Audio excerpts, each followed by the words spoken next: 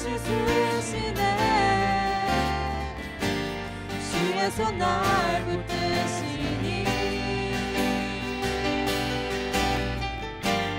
이제 내가 일어나 주를 경배합니다.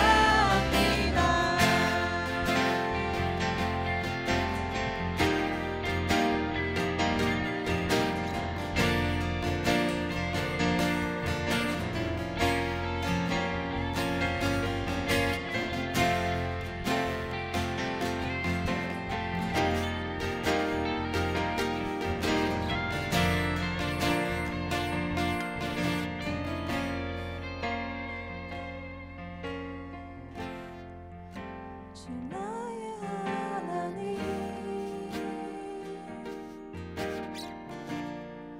주님 앞에 섭니다.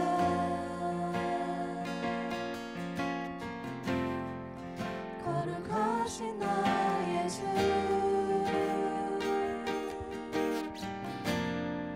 주를 경배합니다.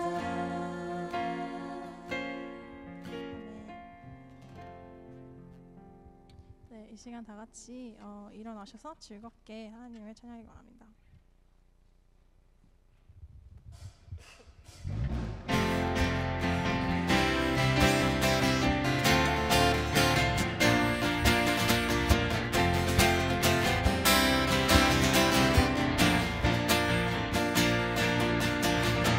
주님은 나의 노래, 내 모든 삶의 기쁨 되시니 나 주님만 찬양하리.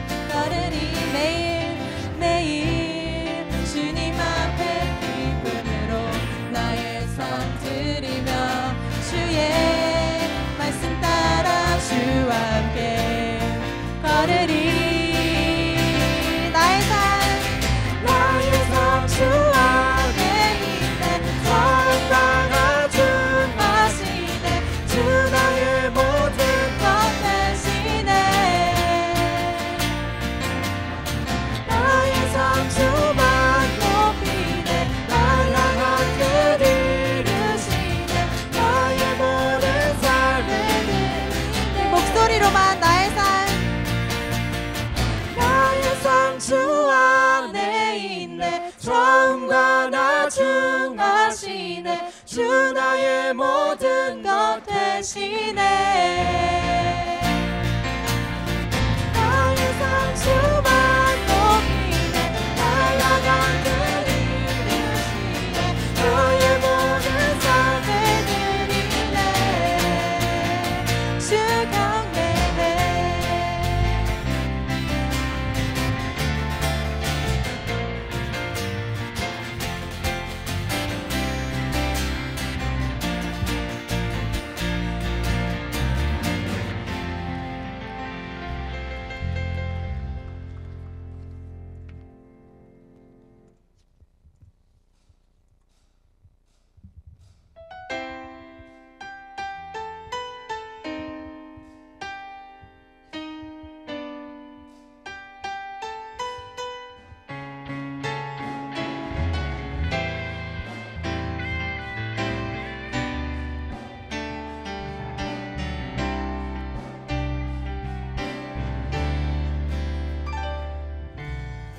내 앞에 주어진 매일의 삶을 살다가 보면 그곳에 날 향한 계획 섭리가 있다네. 매 순간 나에게 요구하시는 작은 믿음들 그곳에 날 향한 계획 섭리가 있다네. 지금 여기 계시며 말씀해 주시는 하나님 내 삶에 역사하시는 신실한 나의 하나님을 찬양해.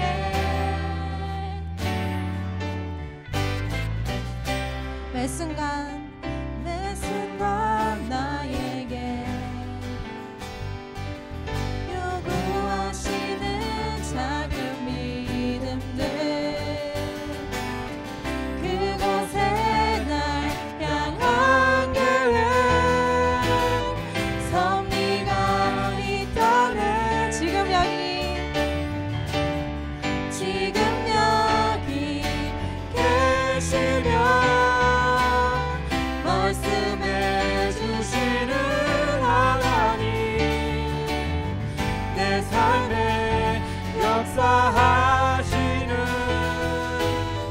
신실한 나의 하나님을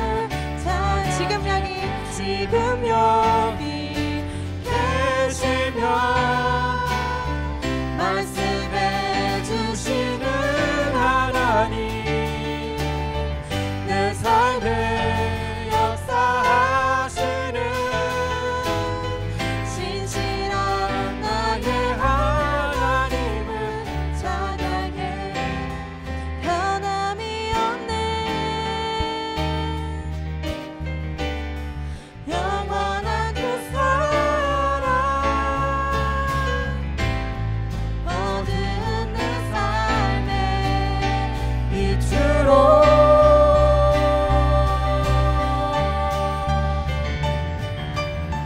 지금 여기 계시며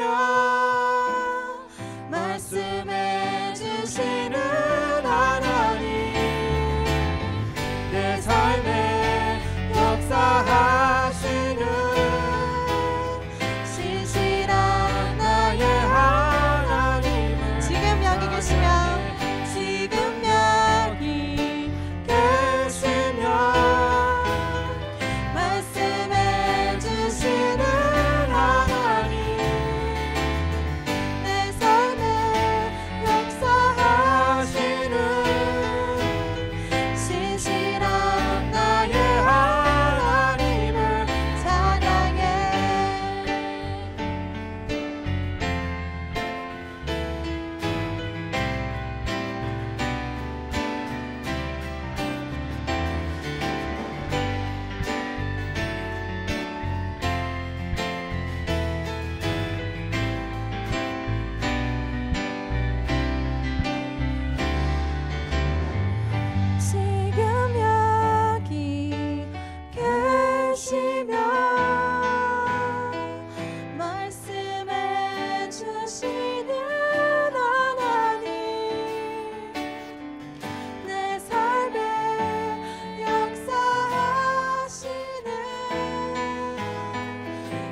신실한 나의 하나님, 신실한 나의 하나님. 마지막으로 신실한 나의 하나님, 신실한 나의 하나님을 찬양해.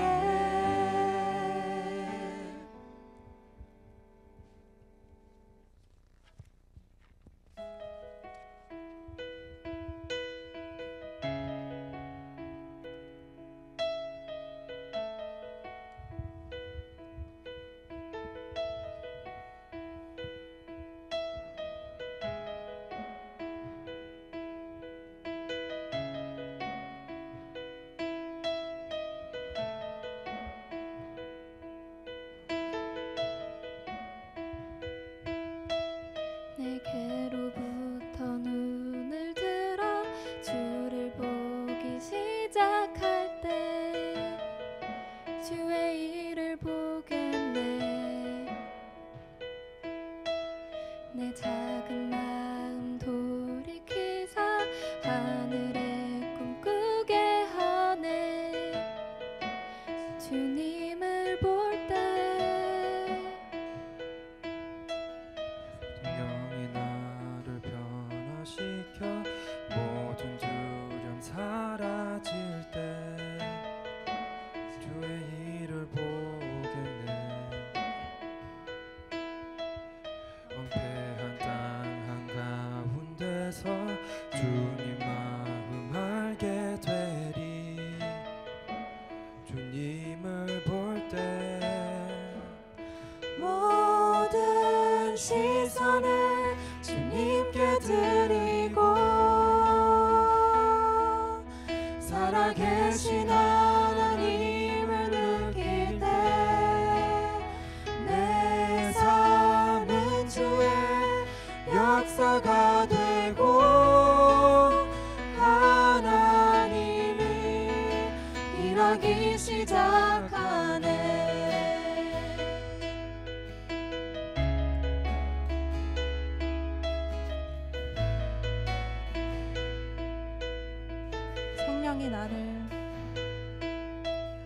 성령이 나를 변화시켜 모든 두려움 사라질 때 주의 일을 보겠네. 황폐한 땅 한가운데서 주님 마음 알게 되리. 주님을 볼 때 모든 시선을 주님께 드리고 살아계신 하나님을 느낄 때 내 삶은 주의 역사가 되고 하나님이 일하기 시작하네. 모든 시선을 주님께 드리고 전능하신 하나님을 느낄 때 세상은 주의 나라가 되고 하나님이 일하기 시작하네.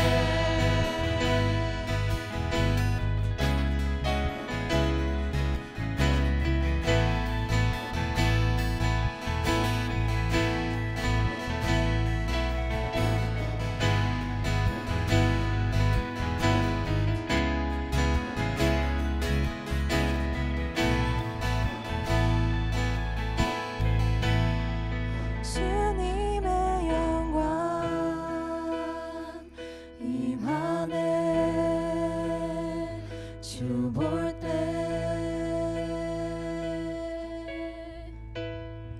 주님의 영광 임하네. 주 볼 때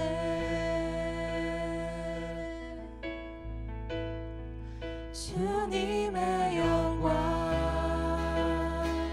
임하네. 주 볼 때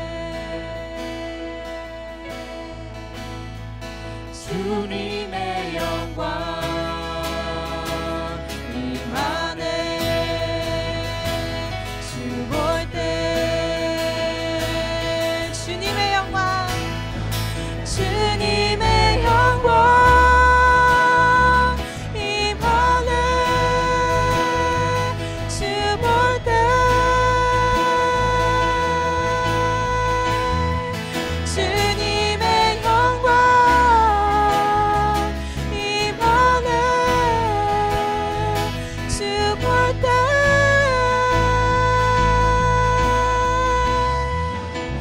모든 시선을 주님께 드리고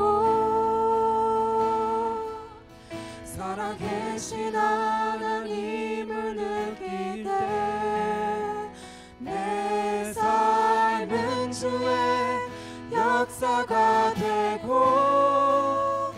하나님이 일하기 시작하네.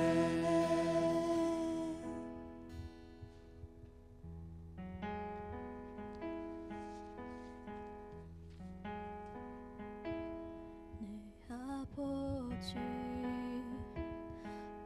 그 품 안에서 내 영혼은 안전합니다. 주 손길로 내 삶을 안으시니 그 평강이 나를 덮습니다. 나 비록 넘어지며 흔들리지만 주 내 안에 거하며 나를 붙드시니 내 생각을 주께로 돌리고 주시는 평강의 옷을 입습니다. 주 약속 안에서 내 영혼 평안해. 빛보다 크신 주님의 계획 나 신뢰해. 두려움 다 내려놓고 주님만 의지해. 내 손에서 내 영혼 안전합니다. 내 아버지 내 아버지 그 품 안에서 내 영혼은 안전합니다. 주 손길로 내 삶을 안으시니 그 평강이 나를 덮습니다. 나 비록 넘어지며 흔들리지만 주 내 안에 거하며 나를 붙드시니 내 생각을 주께로 돌리고 주시는 평강의 옷을 입습니다. 주 약속 안에서 내 영혼 평안해. 내 뜻보다 크신 주님의 계획 나 신뢰해. 두려움 다 내려놓고 주님만 의지해. 주 안에서 내 영혼 안전합니다. 주 약속 안에서 주 약속 안에서 내 영혼 평안해. 내 뜻보다 크신 주님의 계획 나 신뢰해.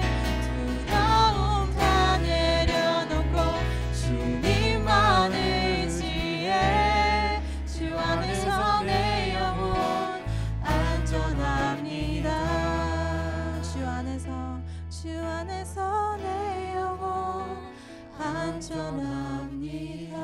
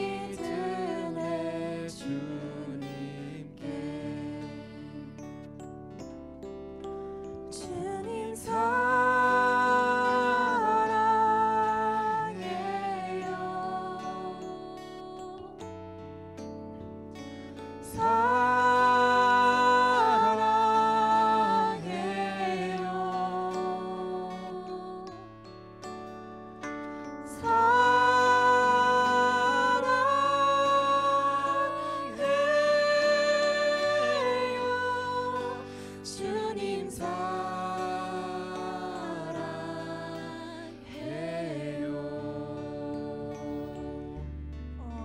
이 곡의 작곡자이신 데이비드 그램이라는 분이신데 자신의 가족이 불난 집에서 갇혀가지고 죽었을 때 이 찬양을 불렀다고 합니다.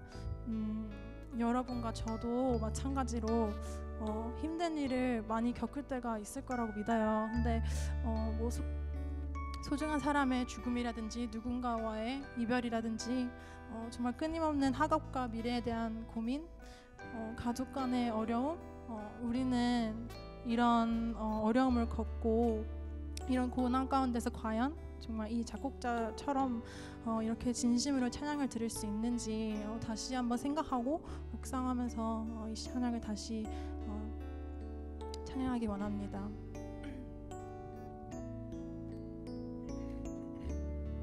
이와 같은 때엔 이와 같은 때에 난 노래하네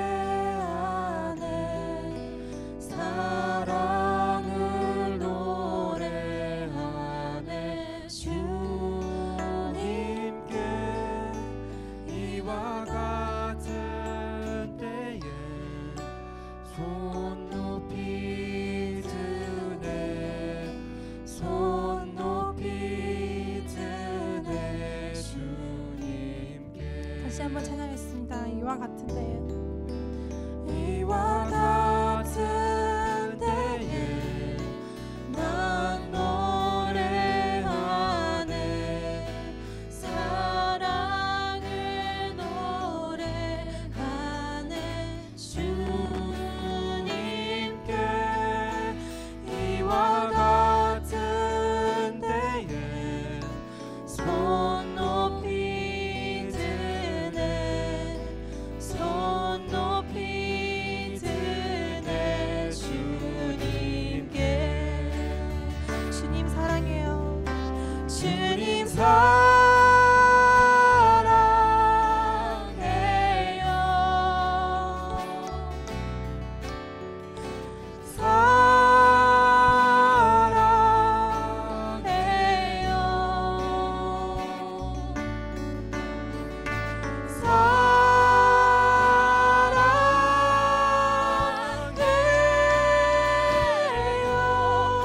주님 사랑해요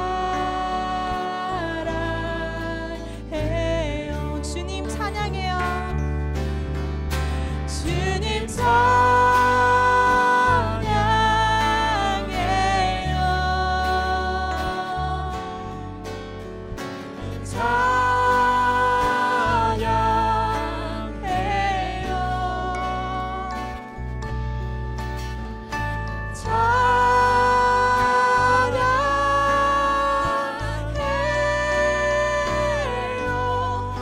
주님 찬양해요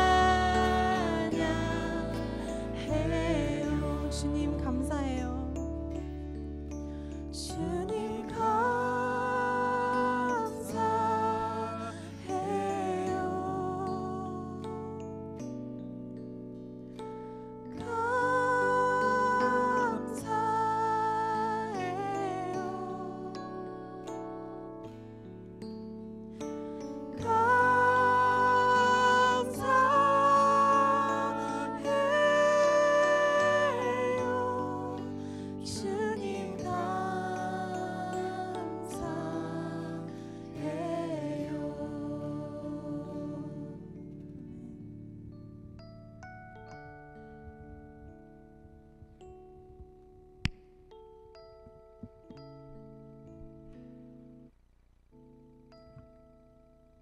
기도하시겠습니다.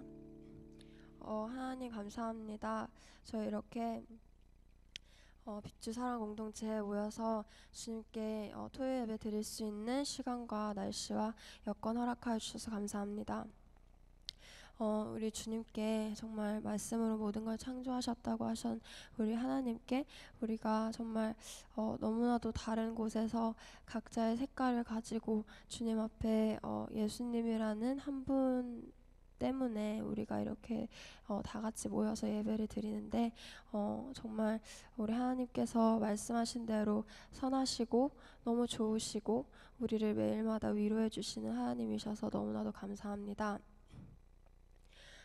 주님, 우리 주님께서는 나는 인애를 원하시고 제사를 원치 아니하며 번제보다 하나님을 아는 것을 원하노라. For I desire mercy, not sacrifice, and acknowledgement of God rather than burnt offerings. 라고 말씀하셨는데 저희가 정말 회개하는 마음으로 우리 주님께 나오길 원합니다. 우리 공동체에서 정말 우리가 가끔 가다가 우리의 손으로 지은 것으로 우리 눈에 보기 좋은 것으로 이렇게 하면 우리 하나님도 기뻐하시겠지라고 생각하며 나올 때가 많지만 그 마음의 중심에는 우리 주님을 인정하는 마음이 없고 우리 주님을 사랑하는 마음이 없어서 그 어떤 것도 우리 주님이 원하시지 않는다고 말씀하실까 우리가 두렵습니다. 우리가 지금 올려드렸던 찬양, 기도, 그리고 말씀, 그리고 공동체 교제까지도 우리의 손으로 우리의 생각으로 겉으로 보기에만 좋아 보이는 그런 예배가 되지 않도록 그런 공동체가 되지 않도록 도와주세요. 그리고 정말 우리 주님께서는 돌아오는 탕자의 발걸음을 가장 기뻐하신다고 하셨습니다.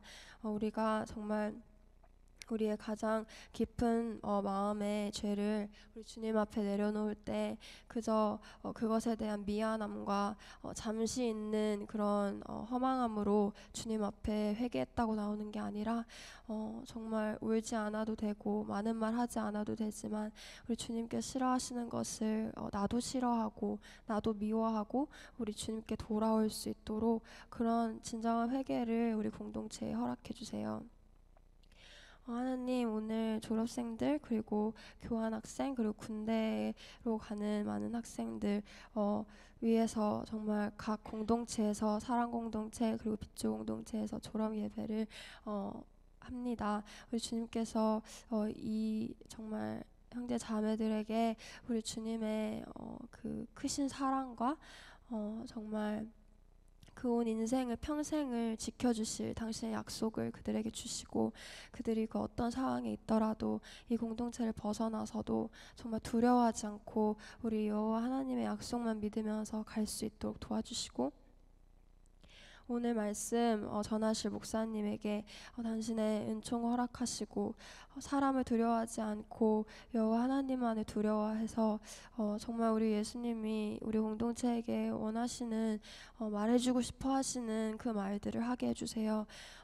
정말 회개가 필요하다면 회개의 말을, 축복이 필요한 축복의 말을 우리 주님께서 원하시는 그 마음을 우리 목사님이 잘 헤아려서 우리에게 정말 하나님의 말씀을 할 수 있도록 성령으로 보호해 주세요. 오늘 이렇게 예배와 함께한 많은 형제 자매들 정말 이곳에 처음 나오는 자들도 있을 것이고 오랜만에 나오는 자들도 있을 것인데 그들의 마음에 함께 해주셔서 우리 주님이 항상 기다리신 것을 가르쳐 주시고 정말 우리 예배 마음의 예배 될 수 있도록 도와주세요. 예수 그리스도 이름 기도드립니다. 아멘.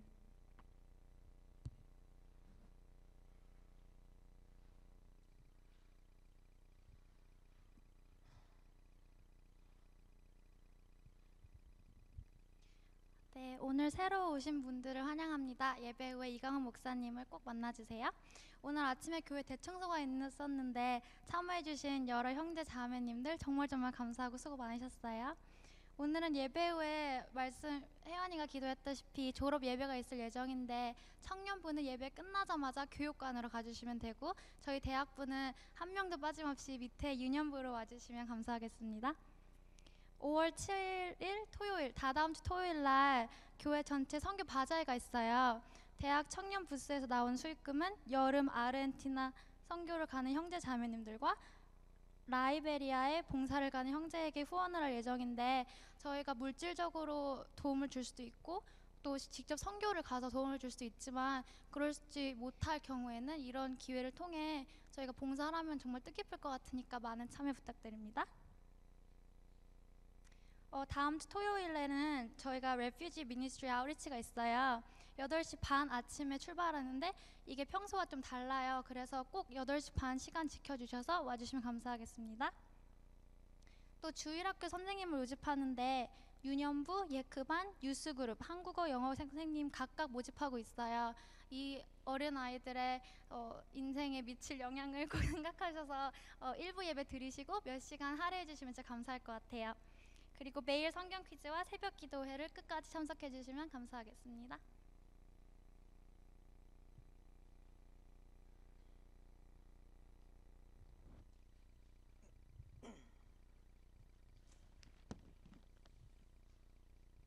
불 좀 켜주시겠어요?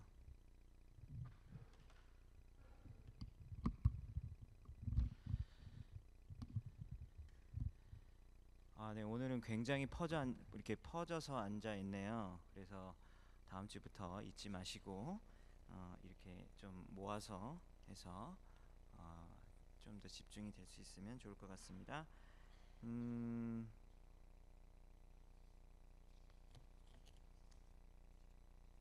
오늘은 1년에 한 번 있는 졸업 예배로 드리게 됩니다. 저도 이 졸업 예배를 드리는 거는 사실 여기 와서 처음인데 예, 오늘 대학부에서 졸업을 10명 정도 하고 그리고 군대 가는 사람 그다음에 교환학생도 있는 것을 저는 알고 있고 청년부에서는 9명이 졸업을 하는 그런 아주 뜻깊은 행사가 있게 되는데요.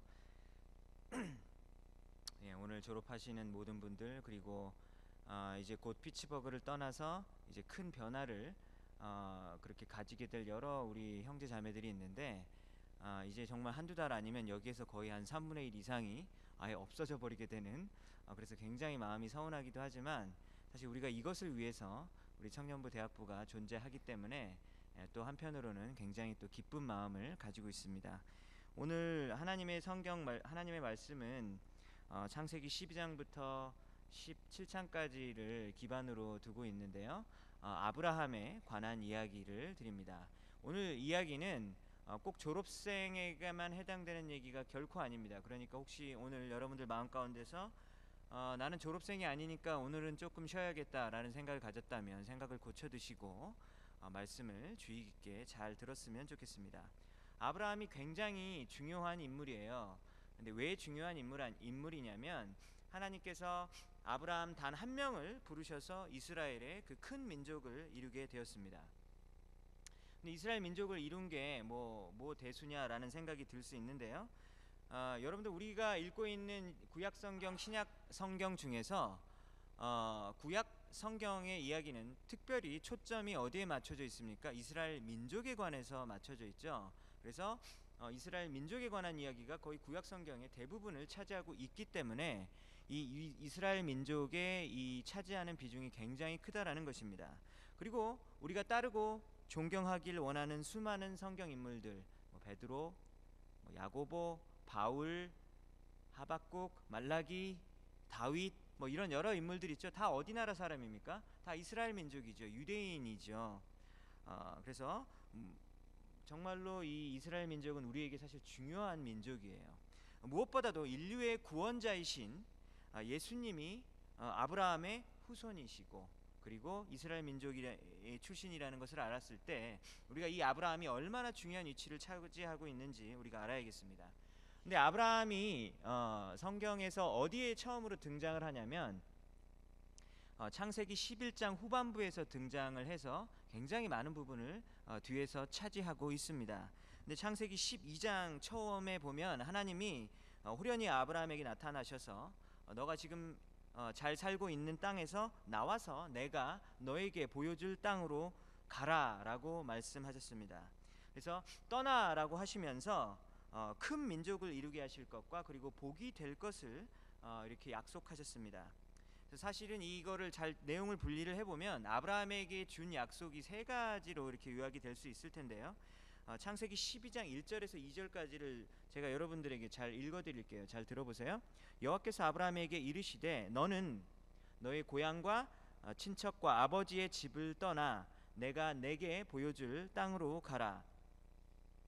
내가 너로 큰 민족을 이루고 그리고 내게 복을 주어 내 이름을 창대하게 하리니 너는 복이 될지라. 이렇게 돼 있죠. 제가 방금 읽었었던 것을 세 가지로 요약을 하면, 첫 번째로 하나님이 땅을 주신다고 약속을 하셨습니다. 두 번째, 너는 큰 민족을 이루게 될 것이다 라고 이야기를 했습니다. 세 번째로, 너는 복이 될 것이고 너의 이름이 아주 이렇게 창대하게 될 것이다, 이런 약속을 주셨습니다. 아브라함은 얼마나 행복했을까요? 그러지 않았겠습니까? 왜냐하면 하나님이 직접 찾아오셔서 선명하게 아브라함의 인생에 대한 계획을 이렇게 이야기를 해줬으니 얼마나 행복했겠습니까? 왜냐하면 우리는 인생을 살아가면서 도대체 내가 지금 어디로 가고 있는지, 앞으로 내가 뭐 할 건지, 그리고 내 인생은 어떻게 해야지 더 잘 사는 것인지 이거 잘 모르잖아요. 헷갈릴 때가 많고 혼란스러울 때가 많은데, 하나님께서 아브라함에게 이렇게 선명하게 너의 인생을 향한 그런 계획을 말씀해 줬으니 얼마나 행복했을까요? 라는 생각을 해보았습니다. 근데 하나님께서 이 창세기 12장 1절부터 이렇게 주시는 그 약속을 받은 그 나이가 언제냐면 아브라함의 나이가 75세였을 때였습니다. 그리고 이 아내랑 나이 차이가 10살 차이가 나요. 그래서 아내 사레는 이름이 사레예요. 사레는 나이가 65세였었습니다. 75세, 65세 때 이 약속을 받은 거예요. 근데 이 노부부에게는 사실 큰 고민과 걱정이 있었습니다.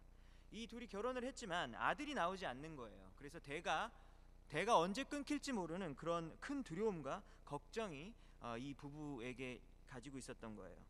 그 당시에 아들을 못 낳는다라는 것은 마치 우리나라 조선시대에 대가 끊긴다라고 생각하는 그것이 얼마나 큰 일인지 여러분들 아시죠? 그런 것만큼 매우 심각한 일이었었습니다.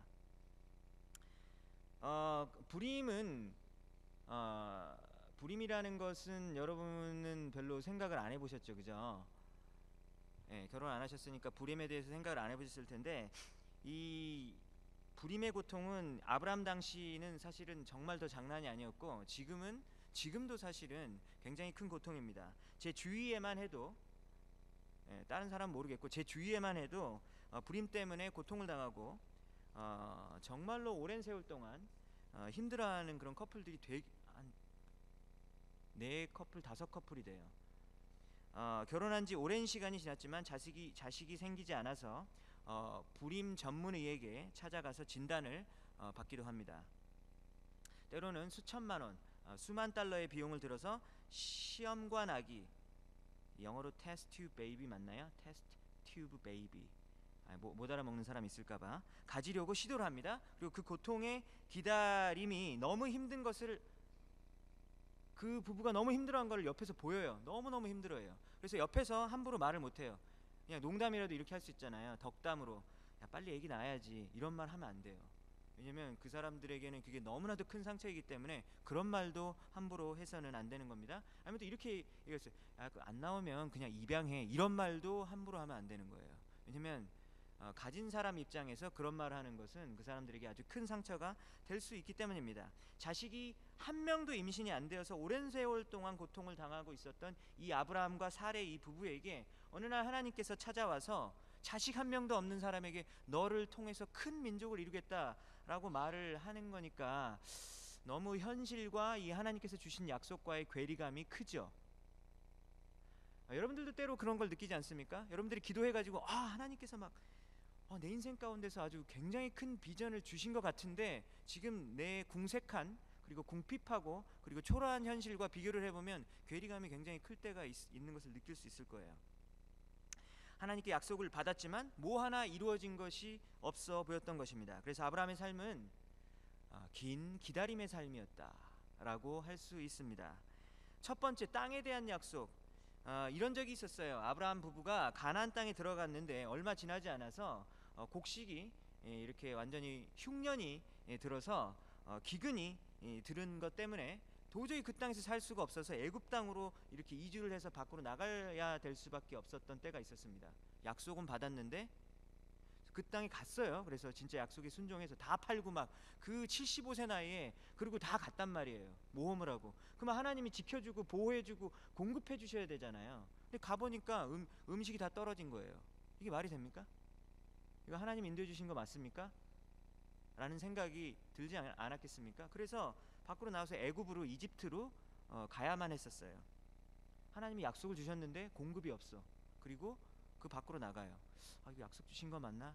굉장히 큰 회의감이 들었다라는 것입니다. 민족은커녕 자식이 한 명도 없었습니다. 결론부터만 얘기하면 아브라함이 75세 때 이 약속을 받았는데 첫 번째 아들이 나온 것은 사실 10년 후에 하갈을 통해서 이스마엘이라는 아들을 낳았는데, 사실 이 이스마엘은 사레의 아기가 아니었죠. 사레의 여종인 하갈의 자식이었기 때문에, 하갈의 아들이었기 때문에, 물론 아들이긴 하지만 정식으로 하나님이 이 사레를 통해서 주시겠다, 뭐 큰 민족을 주시겠다, 이게 이루어진 게 아니었단 말이에요. 실제로 아브라함의 아들 이삭이라고 여러분들 알고 있죠?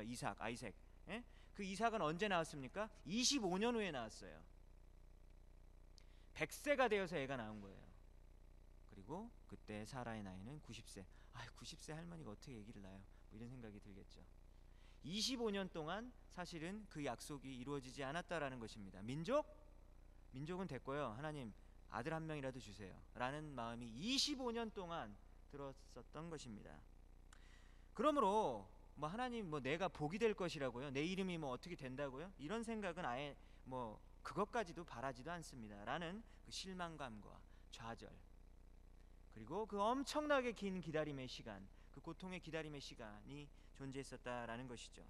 내 앞가림도 잘 못하는데 내가 무슨 많은 나라의 열국의 아버지? 이런 얘기가 어떻게 내게 와닿느냐, 이런 것이죠. 그래서 아브라함의 인생은 사실 그렇게 아까 제가 말했듯이 행복하지는 않았었습니다. 굉장히 기다림의 연속에 고통을 거쳤었던 사람입니다.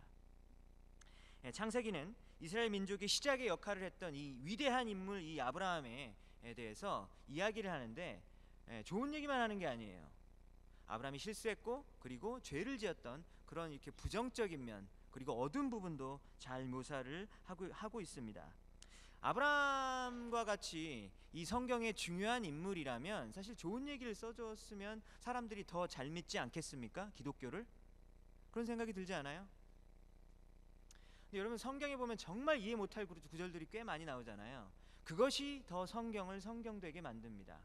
이게 뭔 말이냐면, 여러분들 사실 불교 경전을 보면 굉장히 깊고 심오하고 인생에 대한 통찰을 담은 그런 이야기들이 굉장히 많이 있어요. 그래서 그걸 보면 사람들이 매료되고 빨려 들어갈 수밖에 없다라는 것이죠. 근데 성경을 보면 별 이상한 얘기 막 정말 이게 정말 성경 맞아 하고 할 만큼 아주 잔인하고 아주 괴상망측하고 아주 불륜이고 폐륜이고 이런 얘기까지 나온다라는 것이죠. 아브라함의 이야기 중에서도 아주 부끄러운 얘기가 있습니다. 기근 때문에, 아까 제가 얘기했던 그 기근 때문에 이 아브라함과 사레 부부가 이집트로 들어갈 때가 있었습니다. 아브라함은 이집트 바로 왕이 자신을 죽일지도 모르는 그런 두려움 가운데 사로잡혀 있었어요. 그래서 어떻게 했냐면은 자기 아내가 되게 예뻤었대요. 나이가 꽤 있는데도 불구하고 굉장히 예뻤었나 봐요. 그리고 사실 실제로 이집트 사람들도 와, 진짜 네 아내 되게 예쁘다라고 이렇게 인정을 했다 그러더라고요. 기준이 많이 다른 것 같아요, 지금 현대인들이랑. 그래서 이 아브라함이 두려운 나머지 어떻게 얘기했냐면, 자기 아내를 소개할 때 제 여동생이에요 이렇게 소개를 한 거예요. 제 여동생입니다. 좀 약간 비겁하죠.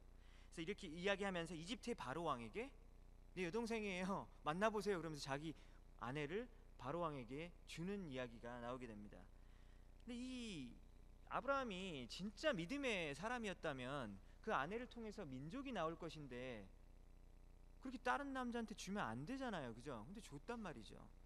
막상 상황이 어려워지고 자기 생명의 두려움과 위협을 느끼게 되니까 바로 이렇게 불신앙의 모습이 아브라함에게 나왔다라는 것입니다. 다행히 하나님이 바로의 집에다가 큰 재앙을 빨리 내려주셨어요. 그래서 그 일을 막아주셨어요. 왜냐하면 바로는 깜짝 놀라는 거죠. 왜 갑자기 재앙이 일어나지?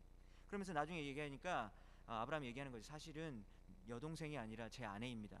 그러니까 네가 여동생이라고 소개해가지고 내가 지금 결혼을 하려고 하는데 내가 왜 지금 재앙을 받아야 돼? 내가 도대체 잘못한 게 뭐야? 라는 것이 사실 바로의 마음이었을 거예요. 근데 아내를 이렇게 다른 남자에게 넘긴 일을 한 사람이 누구라고요? 아브라함이라는 것이죠. 근데 이런 일을 한 번 한 게 아니에요. 나중에 성경을 창세기를 또 저 읽어보면요, 아브라함이 이 일을 또 한 번 합니다.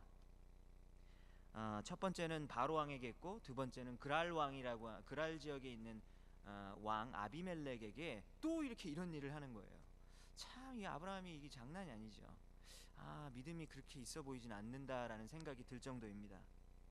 이 사건들을 보면서 우리는 아브라함이 아내를 다른 남자에게나 이렇게 넘기는 참 이 추한 겁쟁이라는 생각이 우리는 들 수 있습니다.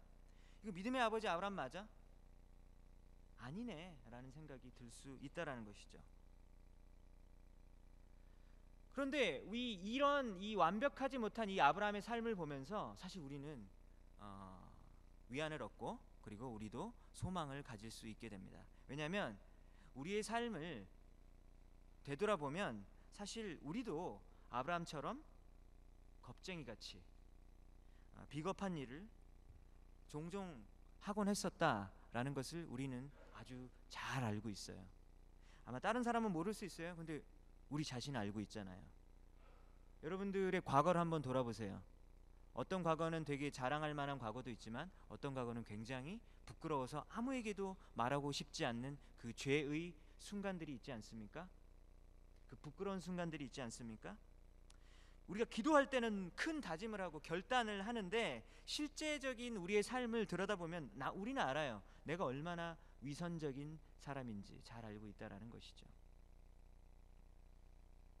제 말이 맞습니까? 여러분들 동의하십니까? 여러분들 인생 때로는 떳떳하지 못할 때 있지 않습니까? 이 죄의 한 가운데서도 근데 하나님께서 지켜주시는 것을 봐요.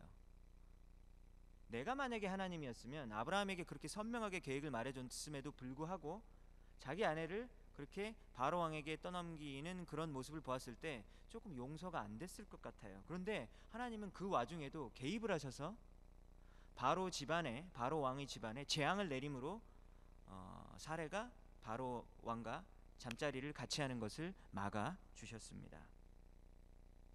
우리가 죄를 지을 때도 우리가 인생 가운데서 실수를 할 때에도 우리가 하나님의 뜻의 그 길을 따라가지 않고 그 길에 벗어났을 때에도 하나님께서는 여전히 그 상황 가운데서 우리를 보호하시고 지켜주시고 또 한 번의 기회를 주신다라는 사실입니다. 여러분들 그것이 바로 하나님의 은혜라는 것이죠. 그것이 바로 하나님의 사랑이라는 것입니다. 하나님을 믿는 사람들은 뒤를 돌아볼 때 그것을 알고 있어요. 내가 내 인생 나 잘나서 산 것이 아니었구나. 하나님이 그때 나를 정말 보호하여 주셨구나. 나를 인도하여 주셨구나. 그때 내가 정말 인생 막 살았는데 그럼에도 불구하고 하나님께서 나를 치지 않으시고 그때 나에게 한 번 더 기회를 주셨었구나 라는 것을 우리는 깨닫 알게 된다는 것이죠. 이것이 바로 신앙인이 자신의 인생을 되돌아볼 때 보게 되는 그런 눈의 시각입니다. 여러분 혹시 요즘 어떤 하나님 앞에서 큰 죄를 지으셨습니까? 하나님 앞에 기도를 하고 싶은데도 그 죄 때문에 하나님께 기도하는 게 좀 약간 꺼려지고 두렵고 아니면 이렇게 거리가 느껴지는 혹시 그런 상태에 있으십니까? 그럴 때 우리가 이렇게 한번 기도하면 좋을 것 같아요. 하나님 잘못했습니다. 이렇게 싹싹 비는 기도를 하면 됩니다. 하나님 저 잘못했어요. 그리고 이런 기도를 하세요. 하나님 그러나 진노 가운데에서도 긍휼을 잊지 마옵소서. 이렇게 기도하는 거예요. 왜냐면 우리가 죄를 지으면 하나님은 죄를 싫어하시는 분이니까 죄에 대해서 심판을 내리시잖아요. 그죠? 그리고 또 우리가 사랑하는 하나님의 자녀이기 때문에 더 나쁜 길로 들어서지 말라고 하나님은 우리를 이렇게 채찍질로 때리지 않습니까? 왜냐면 우리 자녀이기 때문에 사랑하기 때문에 우리를 때리신다라는 것이죠. 그때 이렇게 기도하는 거예요. 하나님 제가 죄를 져서 정말 잘못했습니다. 그래서 주님께서 저에게 진노하시는 것 같아요. 알겠어요. 그런데 진노 가운데서도 하나님의 긍휼과 자비를 잊지 마옵소서. 이렇게 기도하는 거예요. 이게 누구의 기도인지 아십니까? 하박국의 기도예요. 하박국 선지자가 이렇게 기도했어요. 하나님 진노 가운데서도 긍휼을 잊지 마옵소서. 그러면 하나님 어떻게 하시는지 아십니까? 하나님께서 긍휼을 베풀어 주세요. 하나님께서 긍휼을 베풀어 주신다라는 것이죠. 자비를 베풀어 주신다라는 것이죠. 몇 번이나 수도 없이 우리가 잘못했다고 해서 하나님께서 호적을 파지 않아요. 야, 너가 진짜 내가 베풀어 준 은혜를 알면 네가 어떻게 이렇게 인생을 막 살 수 있니? 너는 진짜 내 자녀 아니야. 당장 나가버려 라고 호적을 파시는 하나님이 아니라는 거예요. 하나님은 우리 인생 가운데서 우리가 죄를 짓고 그리고 실수하고 그리고 우리가 잘못 가운데 있을 때에도 환난 가운데서도 그 진노 가운데서도 긍휼을 베풀어 주시는 너무나도 사랑이 풍성하신 하나님입니다. 아브라함의 인생은 또 두 번째로 그렇게 쉽지 않은 인생이었어요. 뭐 때문에 쉽지 않았냐면 약속을 기다리는데 너무나도 지쳤었어요. 창세기 15장 2절을 보면 이런 말이 있어요. 이제 하나님께서 아브라함에게 약속을 주시는데 12장, 15장, 17장 이 똑같은 약속을 약간 말만 다르게 해가지고 12장, 15장, 17장 계속 3번이나 주세요. 굉장히 자상하신 하나님이시죠. 15장에 보면 이렇게 하는 거예요. 아직도 아기가 안 나면 아기는 21장에 나와요. 12장에 약속 주고 아기는 21장에 나온다고요. 그러니까 15장 아직 멀었어요. 그때예요. 주 여호와여 무엇을 내게 주시려 하나이까? 나는 자식이 없사오니 그러면 내 상속자는 이 다메섹 사람 엘리에셀입니까? 라고 물어보는 거예요. 아브라함이 굉장히 부자였거든요. 그래서 아브라함의 집에 종이 있었는데 그 종의 이름이 엘리에셀이라는 종이 있었어요. 그러니까 이렇게 얘기하는 거죠. 이제 하나님 약속을 주셨는데 오랜 세월이 지났는데도 안 주시는 거 보니까 아무래도 뭐 종을 통해서도 주시려는 그런 계획이십니까? 그러면서 지금 엘리에셀에게 주시려는 겁니까? 라고 이렇게 한탄하면서 이렇게 하나님의 항의하면서 이렇게 얘기를 하는 거예요. 하나님 서운합니다. 민족이요? 민족은 됐고 애 한 명이라도 좀 주세요. 이런 말이죠. 이런 식으로 자식을 안 주시는 것을 보니까 종을 통해서 이렇게 나오게 하려는 것은 아닙니까? 라고 아브라함이 이 혈연 중심의 사회 가운데서 굉장히 그 속상함과 마음의 억울함과 그 불편함을 이렇게 표현을 했었던 것입니다. 15장 2절뿐만이 아니라 16장 2절에 보면 또 이런 얘기가 나와요. 아브라함이 약속을 기다리다가 지쳤어요. 사레가 아브라함에게 얘기합니다. 이제 아내가 남편에게 얘기하는 거예요. 여호와께서 내 출산을 허락하지 아니하셨으니까 원하건대 내 여종에게 하갈에게 들어가라, 하갈이랑 잠자라 라고 아내가 남편에게 얘기를 합니다. 내가 혹 그로 말미암아 자녀를 얻을까 하노라 하매 아브라함이 아내의 말을 듣고 그래? 딴 여자랑 자야 되나? 그러면서 잠을 자는 거예요. 아내가 오죽했으면 다른 여자를 소개시키면서 남편 보고 자라고 했겠습니까? 이 집안이 지금 얼마나 말이 안 되게 얼마나 힘든 상황인지 여러분들 아시겠죠? 아내가 오죽했으면 다른 여자를 소개시키면서 남편 보고 이 여자랑 자면서 애를 낳으라고 했겠어요. 믿음의 모습입니까? 그렇지 않습니까? 아브라함도 믿음의 모습을 보이지 않고 사레도 믿음의 모습을 보이지 않는 모습을 보입니다. 근데 이거를 함부로 비난할 수 없는 게 이 시점이 약속받은 지 10년이 지난 시점이에요. 10년 동안 아무 일도 없는 거예요. 그래서 조금 이해가 될 만도 합니다. 그래서 아브라함과 사레의 이 불순종의 모습 가운데 드디어 애가 태어나왔는데요. 이 사레는 불임이 없었나 봐요. 아니면 뭐 아브라함이 불임의 원인이었는지 모르지만 그 애가 나왔는데 그 아이의 이름은 바로 그 유명한 이스마엘이에요. 여러분 이스마엘 누군지 알죠? 이슬람을 믿고 있는 무슬림들이 자신들의 조상이라고 생각하는 아브라함이죠. 근데 그의 이 아들이 첫 번째 아들이 사실 이스마엘인 거예요. 아브라함의 첫 번째 아들은 사실 이스마엘입니다. 이삭이 아니라 이스마엘인 거예요. 그래서 이 일은 창세기 12장에서의 처음 약속을 받은 지 몇 년 후라고요? 10년 후에 일어난 일이라고요. 10년은 짧은 세월이 아니에요. 그래서 우리가 이 일을 볼 때 우리가 어떤 것을 보게 되냐면 하나님이 나에게 약속을 주셔도 굉장히 오래 기다렸는데 이거 안 이루어지는구나. 여러분들도 그렇잖아요? 여러분들도 기도 제목 가운데에서 굉장히 오랜 세월 동안 기도했는데 응답 안 되는 거 있지 않습니까? 저도 있어요. 도대체 정말 하나님 정말 어떨 때간 수련회 가서 막 울어보고 그 다음에 지쳐가지고 또 기도 안 해. 하나님 그럼 기도 안 합니다. 몇 년 동안 안 해요. 그러다가 또 다시 생각이 나서 또 막 기도해요. 울면서 기도하고 막 그래도 또 안 돼. 그러면 또 안 들어주시는구나. 뭐 나 몰라. 어차피 하나님이 다 하시는 거니까 또 포기합니다. 그러다 또 기도해요. 언제 이루어주시는 거야? 이럴 때가 제가 있더라고요. 여러분들도 그런 기도 제목 있지 않습니까? 하나님 도대체 언제까지 기다리라는 말이에요. 언제까지 기다리라는 말입니다. 그때 우리가 할 수 있는 일이 뭐가 있냐면요, 하나님을 돕고 싶어요. 하나님을 돕고 싶다고요. 그러니까 사실 하나님이 약속을 우리에게 주셨는데 하나님이 약속을 주셨지만 하나님도 뭐 조금 힘드신가 보다. 하나님도 좀 약속은 주셨지만 그래, 내 현실 가운데서 이 일은 일어나는 게 힘들겠지. 그러면서 우리가 하나님을 도우려고 하는 순간이 있어요. 너무 답답하니까 하나님, 그러면 제가 하나님의 일을 제가 이루어 드리겠습니다 라는 것이죠. 굉장히 거룩해 보이죠? 근데 사실 이것은 인내하지 못하는 모습인데, 하나님이 우리를 도와주신다라는 말은 교회에서 많이 들어보셨을 것입니다. 그렇죠? 하나님이 우리를 도와주신다, 그거 당연한 얘기잖아요. 그죠? 근데 우리가 반대로 우리가 하나님을 도와주겠다라는 그런 결심을 할 때가 있다라는 것입니다. 그때가 언제 있냐면 하나님의 약속이 이루어지지 않고 기도를 해도 들어지지 않는 것 같은 그런 깜깜한 그 터널에 있는 것 같은 그런 생각이 들고 느낌이 들고 그 고통 가운데 있을 때, 그래? 그러면 내가 최선을 다해서라도 이 일을 이루어내야 되겠다라는 생각이 든다라는 것입니다. 이 말은 내가 하고 있는 영적인 노력과 시도들 중에서 하나님의 뜻에 상관없는 일들도 내가 실제로 할 수도 있다, 이런 얘기예요. 내가 보기에는 이건 분명히 영적인 일입니다. 내가 보기에는 이것은 분명히 하나님의 영광을 위한 것이에요.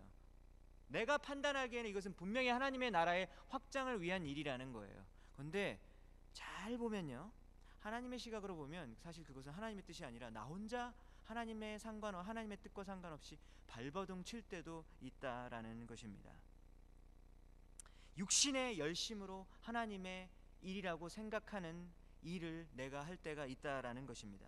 주님을 위해 온 힘을 다해서 제가 일을 했습니다.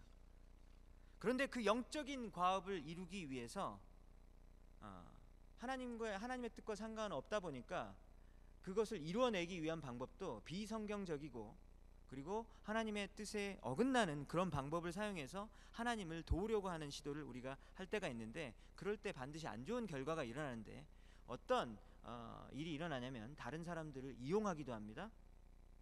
그리고 강제로 그 일이 되어지게 하기 위해서 다른 사람을 자꾸 컨트롤하려고 그래요. 내 말대로 하라고. 그래서 안 되면 굉장히 화가 나요. 내 컨트롤대로 되지 않을 때 굉장히 화가 난다라는 것입니다. 근데 그것이 굉장히 큰 문제거든요. 혹시 여러분들 중에서 여러분들의 뜻대로 이루어지지 않을 때 굉장히 화가 보통 사람들보다 더 많이 나는 것 같은 그런 느낌을 받으신 적이 있습니까? 혹시 이런 것은 아닌지 한번 생각해 볼 수 있습니다. 그리고 이게 영어로는 manipulation이라 그러는데요, 사람들이 이렇게 조작을 하는 거죠. 조작. 그 일이 되어지게 하기 위해서 그거가 지금 필요한 건데 이렇게 둘러서 얘기를 해요. 사실은 이걸 이루기 위해서 그 말을 직접 하지 않고, 왜냐면 약간 두렵거든요. 그러니까 내가 그런 거를 원하는 사람처럼 보여질까 봐서 그것이 사실 부끄러운 거예요. 그래서 그 말을 하지 않고 이렇게 애둘러서 얘기하면서 이게 사실 필요한데, 그러면 사실 그 말을 들은 사람들은 눈치가 자꾸 보여요. 자꾸 저 사람 옆에만 가면 자꾸 눈치가 보이죠. 이거 해야 될 것 같은 거야. 난 사실 하기 싫은데. 이게 뭐라고 합니까? 영어로 manipulation이라 그러죠. 사람을 조작해서 그 일을 이루게 만들려는 거예요. 근데 사실 그것은 그 업적을 성취할 수는 있을지 모르겠지만 하나님의 일은 이루어지는 것이 아닙니다. 결코 하나님께서 원하는 열매는 하나님이 원하시지 않는 방법으로 이루어질 수 없습니다. 영적인 열매를 맺고 싶어요. 하나님께서 주시는 그런 선한 열매를 맺고 싶어요. 그 마음이 너무 큰 나머지 비성경적인 방법을 이용을 해서 하나님께 영광을 돌리고 싶은 거죠. 이게 뭡니까? 내가 하나님을 도우려는 시도라는 것이죠. 하갈이랑 잠을 자서라도 내가 애를 낳아야겠다, 이런 것이죠. 그런데 이런 식으로 우리가 하나님의 일을 이루려고 할 때 반드시 일어나는 결과는 사람들이 상처를 받고, 그리고 내가 이루었다는 나의 의는 쌓여갑니다. self-righteousness라고 그러죠. self-righteousness. 내가 이거 이루어냈어. 내가 이루어냈어. 하나님이 이루신 게 아니라 내가 이루어냈어. 그래서 내가 크레딧을 받고 싶은 거죠. 누구에게 영광을 돌리는 것이죠? 내 자신에게 영광을 돌리는 무서운 일이 벌어집니다. 그런데 뭐라고요? 착각하고 있는 거예요. 하나님께 영광 돌렸다, 내가 영적인 일을 이루었다, 이렇게 생각하는 것이죠. 하나님의 영광은 가려지고 나의 영광은 높이려는 그런 시도가, 그런 의도가 마음속 깊은 곳에 숨겨져 있다라는 것입니다. 약속을 받은 지 10년 후에 하갈을 취해서 아들을 낳은 이 사건은 인간적으로 충분히 이해는 될 수 있으나 아브라함과 사라는 약속을 2번이나 선명하게 하나님으로부터 들었음에도 불구하고 하나님의 때를 참고 기다리지 못했었다라는 거예요. 이거를 부인할 수 없어요. 불순종은 언제나 나쁜 결과를 낳게 됩니다. 불순종은 언제나 나쁜 결과를 낳게 되는 거예요. 예외가 없어요. 하나님 좀 쉬고 계세요. 많이 힘드시죠? 약속 이루시기 힘드시죠? 제가 할게요 라는 말은 하나님을 도우려는 시도입니다. 하나님이 못 믿어서 하나님을 못 믿겠어. 그래서 내가 나서게 되는 그런 모습이라는 것이죠. 이게 오늘 성경 본문에 대한 어떤 내용이라고 할 수 있습니다.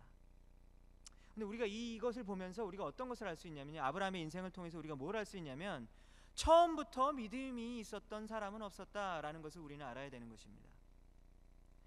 처음부터 원래 태어날 때부터 와, 넌 정말 타고난 믿음을 가졌다 라는 사람은 없어요. 하나님께서 깨끗한 그릇을 시간이 가면서 빚어 가시는 것입니다. 하나님께서 시간이 지나면서 점점 더 하나님의 형상으로 닮아가는 거룩하고 깨끗한 그릇을 빚어 가신다라는 것이죠. 처음부터 믿음이 있었던 사람은 없습니다. 여러분들 오늘 졸업을 하는 여러분들이 계시는데요, 처음에 이제 막 고등학교를 졸업하고 이 빗주 예배를 막 들어오고 막 학교 캠퍼스를 들어가고 그때의 모습을 상상해 보세요. 4년 전? 아니면 군대 갔다 온 사람은 6년 전? 그렇죠? 이제 그런데 졸업을 하게 된 거예요. 그래서 이제 뒤를 돌아보면서 물어보는 거예요. 뭐 여러 가지 질문이 있겠지만 한번 되돌아보세요. 지금 믿음 얘기를 하고 있으니까 여러분들의 믿음이 그때 처음 신입생 때보다 지금 졸업할 때 나의 믿음이 더욱더 하나님 앞에서 굳건해졌구나. 믿음이 여러분들 더 성장했습니까? 신입생이 고개를 이렇게 끄덕이면 안 되고요. 뒤를 돌아보면서 그때 신입생 때보다 내가 지금 이제 졸업할 때가 되었는데 나의 믿음이 하나님 앞에서 더 성장했습니까? 여기까지 인도하신 하나님을 예전보다 지금 내가 이 졸업을 앞둔 시점에서 하나님은 내 인생 가운데서 정말로 살아계신 분이시구나. 하나님은 내 인생의 한 걸음 한 걸음을 정말로 이렇게 이끌어 주시는 분이시구나라는 것을 그때보다 지금 더 여러분들 확실하게 느끼고 있는지 여러분들 그 질문을 한번 해보았으면 좋겠어요. 졸업을 하지 않는 여러분들도 똑같은 질문을 하셨으면 좋겠습니다. 여러분들은 몇 년 전보다 아니면 올해 1월보다 지금 더 하나님의 사람의 모습으로 빚어지고 있습니까? 아브라함처럼 때로는 사람들에게 감추고 싶은 실수도 하고 죄도 짓고, 그렇지만 나는 점점 더 거룩한 모습으로 나아가고 있는가라고 이 질문에 대해서 늘 생각해 보시길 여러분들에게 도전드립니다. 왜냐하면 처음부터 날 때부터 믿음이 아주 강하고, 그리고 하나님이 보시기에 정말로 성숙하고 그리스도의 충만한 분량에 이르기까지 처음부터 그렇게 시작하는 사람은 없기 때문입니다. 하나님은 우리의 실수와 죄악 가운데서도 우리를 믿음의 사람으로 빚어가시는 분, 그 실수와 죄악의 그 한 가운데서도 그 자비를 베풀어 주시는 분이시라는 거, 그 사실을 오늘 꼭 기억했으면 좋겠습니다. 그래서 우리는 인내하면서 끝까지 달려나가야 돼요. 왜 안 되지? 왜 안 되지? 너무 조급할 수밖에 없는 상황일지라도 하나님 앞에서 인내하고 끝까지 우리가 달려나가야 되는 것입니다. 사랑하는 졸업생 여러분, 그리고 오늘 예배를 드리러 온 우리 형제 자매 여러분, 바로 오늘까지의 여러분들의 삶을 찬찬히 한번 되돌아 보았으면 좋겠습니다. 정말로 여러분 자신의 힘으로 여기까지 오셨습니까? 정말로 여러분들의 재능으로 지금 이 자리까지 오시게 되었습니까? 라고 한번 생각해 보세요. 아니면 여러분의 실패의 순간에도 그 넘어져 있는 그 사람의 손을 붙잡아 주시고 일으켜 세워 주신 그 하나님의 배려와 그리고 하나님의 보호하심이 있었기에 여러분들이 지금 이 자리에까지 왔습니까? 그래서 여러분들이 지금 혹시 성공의 어떤 그런 순간을 달리고 있다면 한번 잘 생각해 보세요. 그 성공이 아니면 내가 어떤 이루어냈던 그것이 그 업적이 정말로 내가 이루어낸 것인지 그 부분을 잘 살펴보아야 된다라는 거예요. 그 성공을 통해서 내가 얼마나 유능한 사람인지 봤어? 라고 유능함을 증명하고 싶거나 그리고 나의 지혜로움을 자랑함으로써 누가 영광을 취합니까? 내가 영광을 취하고 있는 것이죠.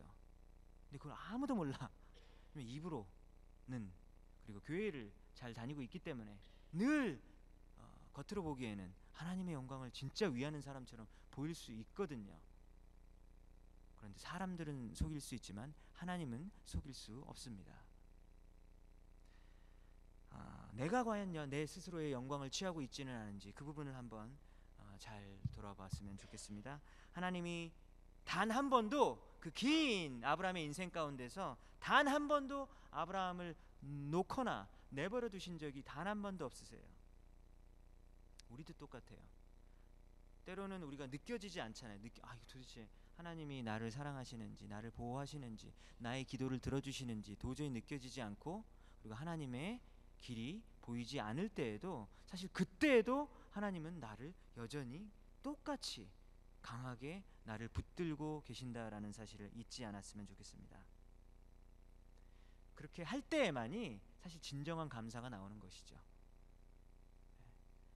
우리가 지금 졸업생들 많이 있고 또 인생의 지금 진로가 많이 바뀌는 우리 친구들이 많이 있는데 뭐 그런 얘기 많이 듣잖아요. 하나님께 감사합니다, 감사합니다. 근데 이게 립 서비스가 아니라 진짜 하나님께 감사한다면 정말 되돌아보고 이게 정말로 하나님이 이루어내신 일인가를 한번 생각해 보세요. 정말로 믿음의 사람이라면 그때 정말 내가 한 게 아니라 이거는 좀 정말 하나님이 하셨구나라는 걸 알게 되거든요. 그때 진정한 감사와 그리고 진정한 하나님께 영광을 돌리는 일이 그때서야 일어나게 된다라는 것입니다. 그리고 우리 공동체의 기도 제목 그리고 저의 기도 제목이기도 한 우리 졸업생들 중에서 아직도 진로가 아직 확실히 결정이 나지 않고 어플라이를 계속하고 있고 그리고 기다리고 있는 우리 사랑하는 형제 자매들이 있습니다. 힘을 냅시다. 우리가 함께 기도하면서 나아가기 때문입니다.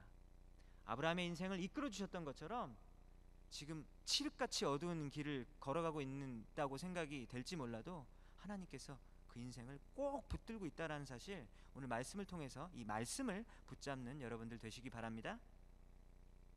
그래서 우리가 두려워하지 않아야 된다는 것이죠. 성경에서는 이 두려움의 반대말을 사랑이라고 얘기하고 있어요. 두려움의 반대말이 뭐라고요? 두려움의 반대말을 사랑이라고 하고 있어요. 두려워하지 않는 자는 하나님의 사랑을 확실히 믿기 때문에 두려워하지 않는 거예요. 그래서 온전한 사랑은 두려움을 내몰아낸다라고 했습니다. 두려움의 반대말은 하나님의 온전한 사랑을 신뢰한다라는 것이죠. 이번 여름을 맞이해서 우리 굉장히 많은 우리 사랑하는 형제자매들이 우리 피츠버그에서 떠나게 됩니다. 그걸 생각하면 정말로 마음이 아프고 정말 나의 그 심장을 이렇게 칼로 도려내는 듯한 그런 아픔을 느낍니다. 굉장히 서운하죠.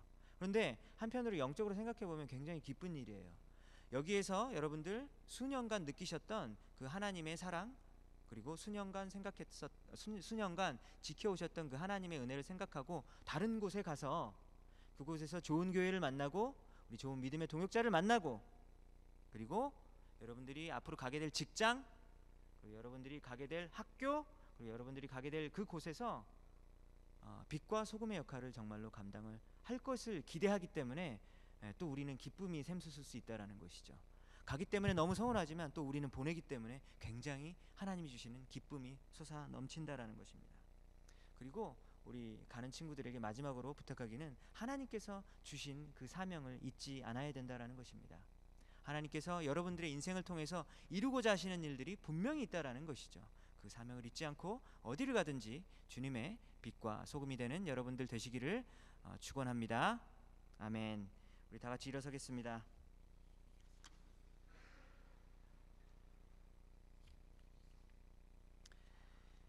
우리 아까 찬양했던 곡인데요. 카라는 노래를 좀 같이 해주시면 좋겠고요.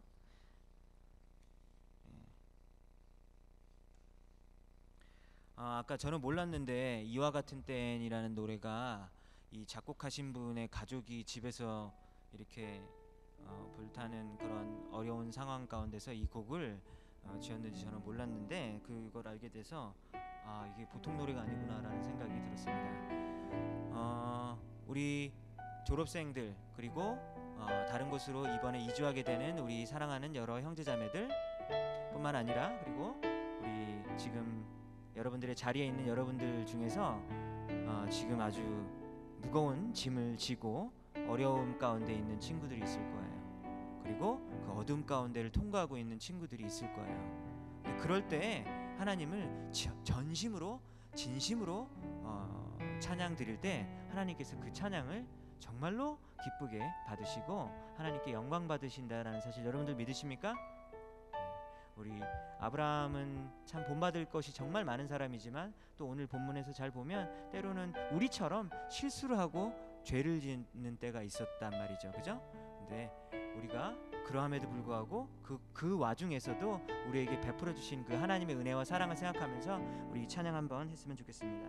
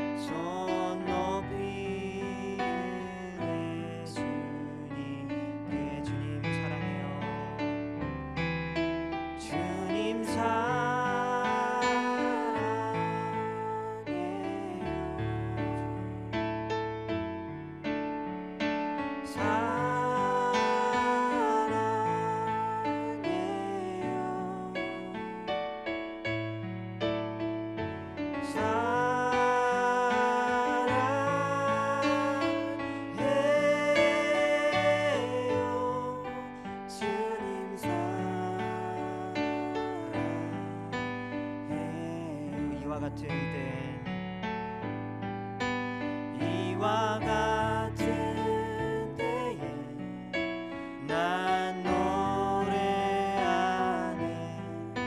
사랑을 노래하네 주님께 이와 같은 때에 손 높이 드네 손 높이 드네 주님께 주님 찬양해요 주님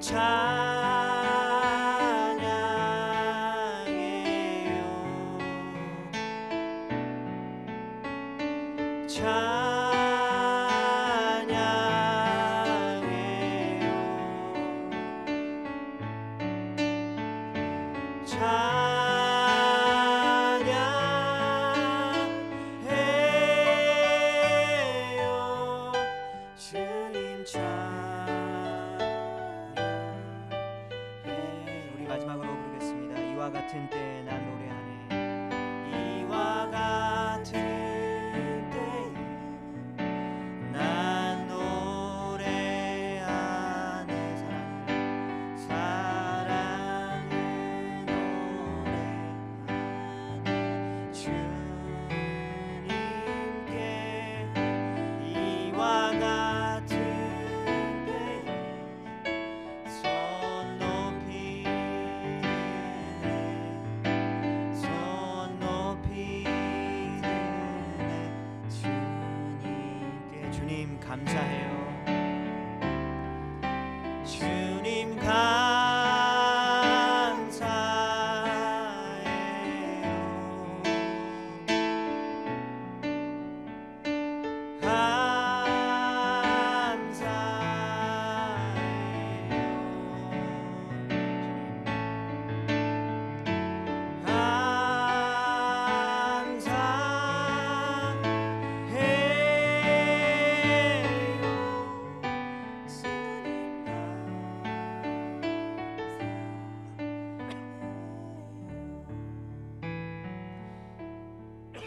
이 시간에 우리 말씀 들은 것을 기억하면서 우리 한번 기도했으면 좋겠습니다. 하나님 사랑합니다. 하나님 찬양합니다. 하나님 감사합니다. 하나님, 이 고백이 저의 마음 깊숙한 곳에서 진심으로 고백하는 것입니다.